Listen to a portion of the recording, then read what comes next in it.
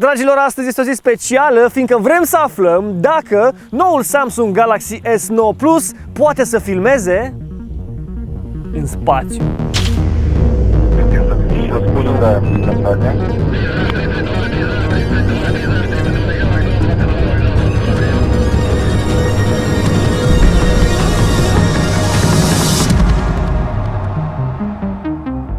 Sunt multe metode prin care un obiect poate ajunge în stratosferă. Rachete, avioane speciale cu rachete în loc de motoare sau un balon cu heliu. Noi nu am avut buget de primele două, așa că am ales ultima variantă. Pentru că heliul este mai ușor decât aerul, el se ridică până la marginea atmosferei. Astfel, un balon umplut cu acest gaz ne va permite să trimitem o încărcătură de dimensiuni mici până la marginea spațiului. Primul strat al atmosferei este troposfera, care se întinde până la o altitudine de 10 până la 12 km. Aici, practic, găsim 80% din aerul pe care îl respirăm. Aici se întâmplă toate fenomenele meteo, aici sunt norii și tot aici zboară și avioanele. De fapt, avioanele zboară până la o altitudine de maxim 10 km. Mai sus de atât, și din cauza lipsei de aer, motoarele acestora practic nu mai funcționează. Tot aici încep și radiațiile cosmice, care la această altitudine sunt mult mai intense decât pe suprafața planetei. Ca să nu mai vorbim de temperatură. Am zis de asta? Hai să vă zic. De la 10 km începe să scadă. Uneori ajunge până la minus 90 de grade Celsius. Deci vă dați seama că pentru un telefon acestea nu sunt condiții tocmai optime de funcționare. Peste troposferă, de la 10 km până pe la 40 de km deasupra planetei, este stratosfera, cam la aceeași altitudine ca stratul de ozon. Aici aerul respirabil este aproape inexistent, temperaturile sunt cu mult sub 0 grade, curbura Pământului începe să se vadă, cerul devine negru și încep să se vadă și stelele. Iar aici este locul unde vom trimite noi telefonul, la aproape 40 de kilometri deasupra planetei, la marginea spațiului.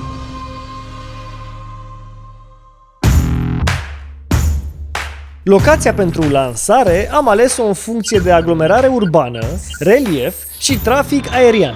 Și bineînțeles să fie relativ aproape de București. Iar după îndelungi analize am decis să lansăm balonul de undeva de lângă Buzău. Așa că în ziua cea mare ne-am trezit cu noaptea în cap și am luat-o înspre nord.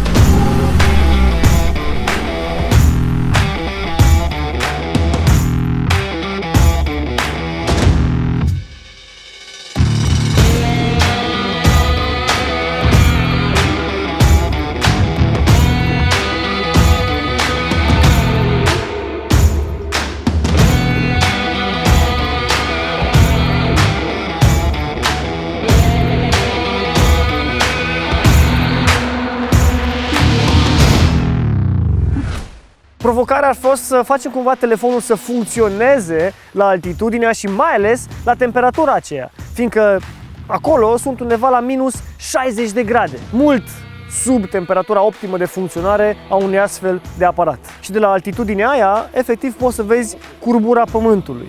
Și cerul nu mai e albastru, ci e negru. Aerul este atât de rarefiat încât efectiv balonul se va sparge din cauza presiunii și telefonul coboară către Pământ. Și vă imaginați că nu e atât de simplu, adică nu faci pur și simplu o legătură între balon și telefon. Ai nevoie de multă aparatură și mult timp investit în a gândi efectiv cum să reușești să faci treaba asta. Așa că am cerut ajutorul oamenilor geniali de la Hubs. Deci avem două tehnologii diferite de tracking, în cazul în care ceva merge prost să putem să le găsim. Una dintre ele se bazează pe relé GSM, e tehnologie GSM ca la mobile, doar că ceva mai performantă. Și altă tehnologie este tehnologie prin GPS satelit. E puțin mai mare device-ul, dar avem mai multă încredere, pentru că putem inclusiv să trackuim altitudine până pe la vreo 10.000 de metri. După aia se taie almost all communication. În cutie avem două GPS trackere, de fapt 3 GPS trackere, din care unul doar înregistrează, e un fel de cutie neagră. Avem mai multe GoPro-uri, avem un powerbank, avem bineînțeles telefonul și unul dintre aceste GPS trackere transmite informația în timp real către acest laptop. Asta e locația. Momentan avem ping-ul cu locația de bază. Suntem lângă râul Buzău, după cum puteți vedea. Care este marja de eroare? Foarte mică. Cam cât? Jur de 10 metri. Serios? Adică noi putem localiza cutiuța cu o precizie de 10 metri. Știință și mult creier. Balonul nu trebuie umflat în totalitate, pentru că pe măsură ce el se ridică, gazul din interior se expandează. Asta înseamnă că în momentul în care ajunge la o anumită altitudine, balonul efectiv se sparge. Însă pentru a avea grijă ca el să nu se spargă mai devreme sau prea târziu, trebuie să calculăm exact cu ce forță trebuie să tragă balonul, astfel încât să aibă greutatea optimă sau cantitatea optimă de gaz. În cazul ăsta folosim un dinamometru și când forța cu care balonul trage dinamometru ajunge undeva la 2950 de grame, trebuie să oprim gazul, fiindcă știm că avem cantitatea de gaz ideală. Deci vă dați seama ce calcule sunt la mijloc și ce fel de simulări au trebuit făcute pentru a ajunge la această formulă. Auzi? Poți să-l țin și un pic? Mersi. Oh, shit!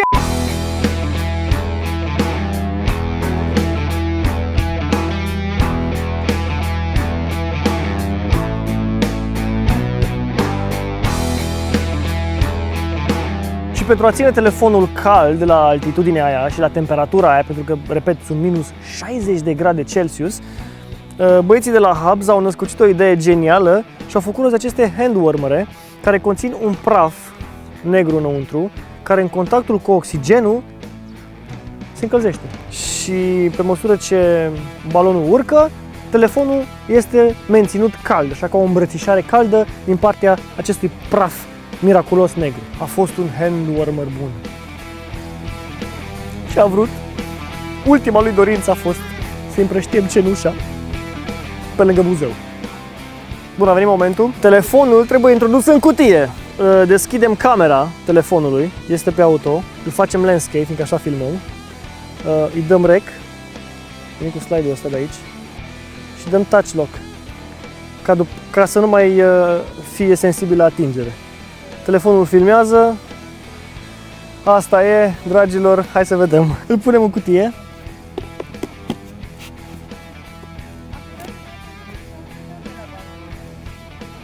Suntem pe cale să lansăm balonul. Gata? Hai!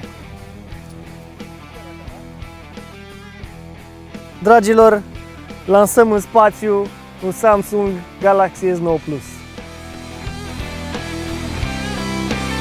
Pa!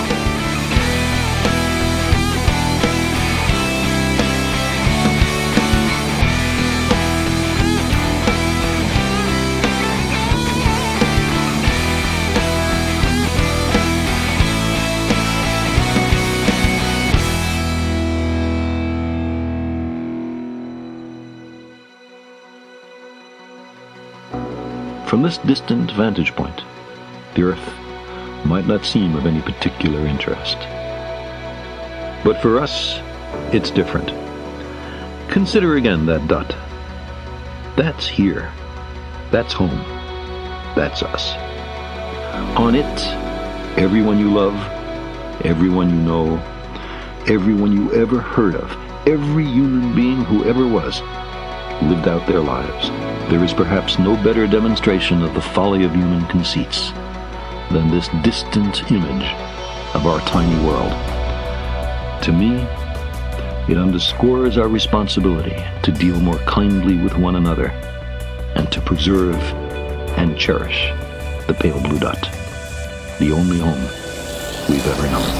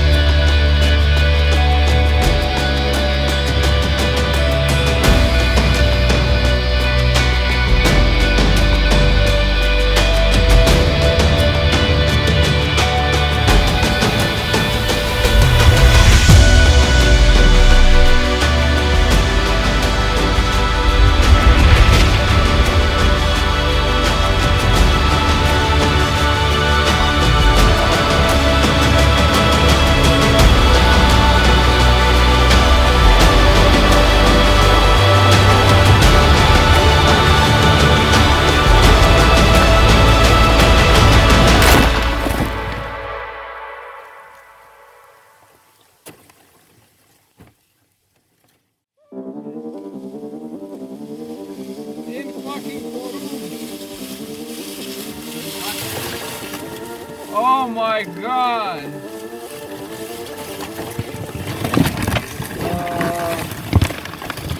Fuck!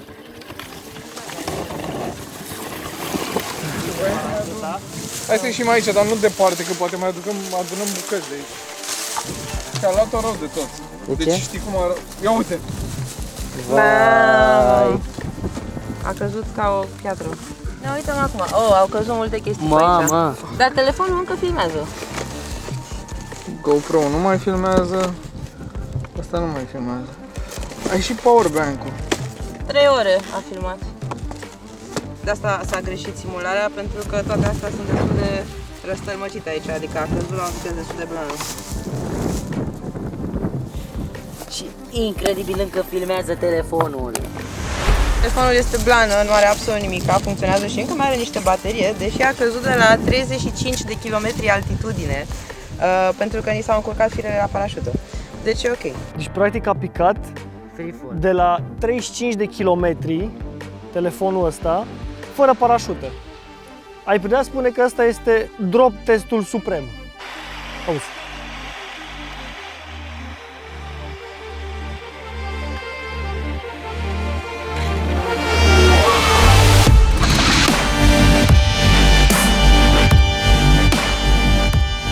Nu sunt multe ocazii în viața unui creator de conținut să facă un astfel de clip, iar vederea acestor imagini din stratosferă filmate cu un telefon încă îmi face pielea de găină.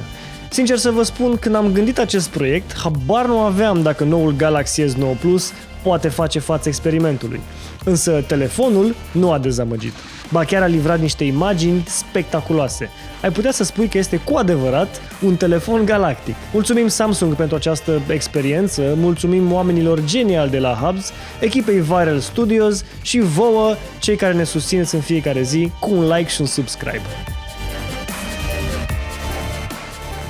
Telefonul ăsta, dragilor, efectiv a fost la marginea spațiului. Ai putea spune că este cu adevărat un Galaxy. Te-ai prins? Și vreau să fac un giveaway cu el.